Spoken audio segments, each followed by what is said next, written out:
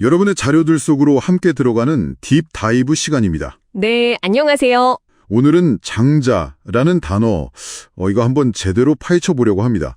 보통 그냥 첫째 아들 생각하잖아요. 네, 그쵸. 사전적으로는 그런데 근데 오늘 살펴볼 마태복음, 로마서, 에스겔서 같은 자료들을 보면 이게 훨씬 더 깊은 어떤 영적인 의미를 담고 있는 것 같아요. 맞습니다. 뭐랄까 단순한 순서 이상의 의미가 분명히 있죠. 그럼 이 자료들 속에서 장자는 구체적으로 어떤 존재로 그려지고 또 어떤 역할과 자격을 요구받는지 한번 시작해 볼까요? 좋습니다. 우선 그 출애굽기 자료를 보면 하나님께서 이스라엘 민족을 향해서 내 아들, 내 장자라고 부르시는 장면이 나오죠. 아, 네, 봤어요. 민족 전체를 장자라고 하시는 거요? 네, 여기서부터 벌써 이게 단순 출생 순서가 아니구나. 뭔가 특별한 관계, 선택받음 이런 의미가 담겨 있다는 걸 알 수 있습니다. 그렇군요. 민족 전체가 장자라니 그럼 그 지위에는 당연히 책임도 따르겠네요. 당연하죠. 로마서 자료에서 그걸 좀 더 구체적으로 볼 수 있는데요. 유대인의 나음, 그러니까 특별함이 어디 있냐? 바로 하나님의 말씀을 먼저 맡았다는 거예요. 아, 말씀을 맡은 자. 그게 장자의 어떤 핵심적인 역할 혹은 책임이군요. 바로 그겁니다. 말씀을 맡아서 지키고 또 전해야 하는 책임이죠. 근데 이제 마태복음 자료를 보면 당시 종교 지도자들이 이 책임을 제대로 못하는 모습이 나와요. 네, 사람의 전통을 더 중시하면서 하나님의 계명을 저버린다고 예수님이 비판하시는 내용이죠. 맞아요. 그게 바로 장자로서의 어떤 영적 권위, 뭐랄까 선지자적 권위를 상실한 상태를 보여주는 겁니다. 아, 그래서 예수님이 소경이 소경을 인도하는 격이라고 하신 거군요? 네, 그들의 잘못된 가르침, 그 누룩을 경계하라고도 하셨고요.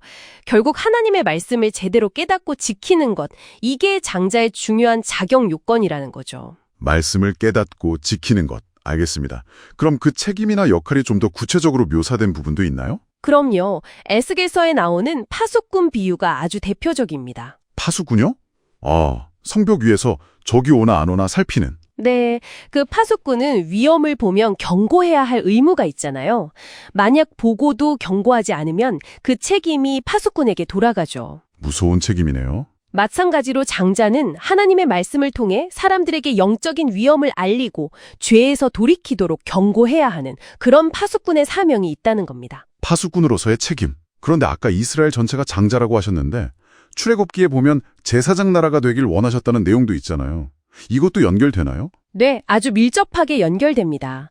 원래 하나님의 계획은 이스라엘 민족 전체가 장자로서 하나님과 세상 사이를 잇는 제사장 나라 역할을 하는 거였어요. 모두가 제사장 역할을 하는 거군요. 그렇죠.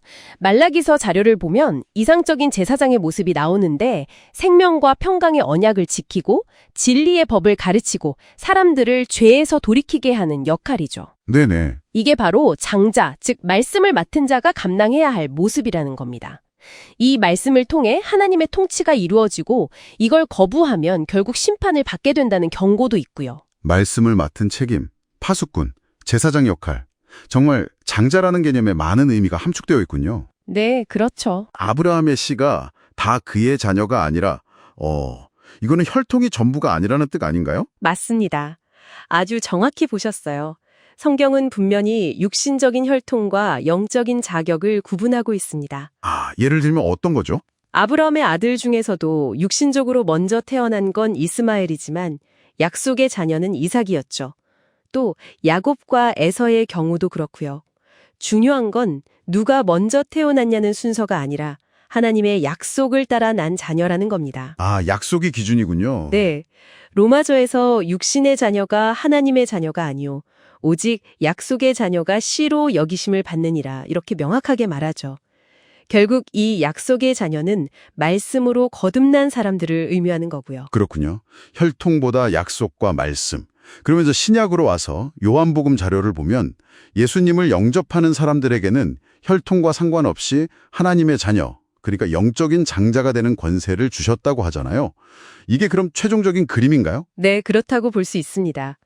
예수 그리스도께서 오심으로써 이 영적인 장자권의 문이 모든 사람에게 열린 거죠. 모든 사람에게요? 네, 요한복음 말씀처럼 이제는 혈통이나 육정, 사람의 뜻으로 나는 것이 아니라 오직 예수 그리스도를 믿음으로 받아들이는 모든 사람에게 하나님으로부터 난 자녀, 즉 영적인 장자가 될 자격이 주어졌다는 겁니다.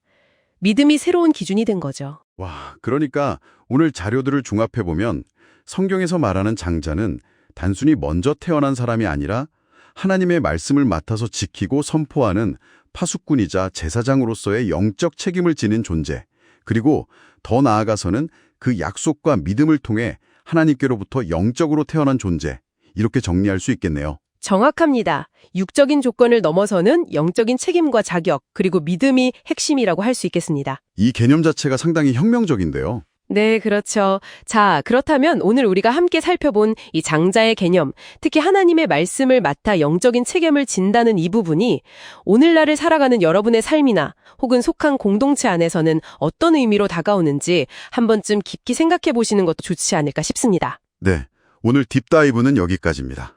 함께 해주셔서 감사합니다.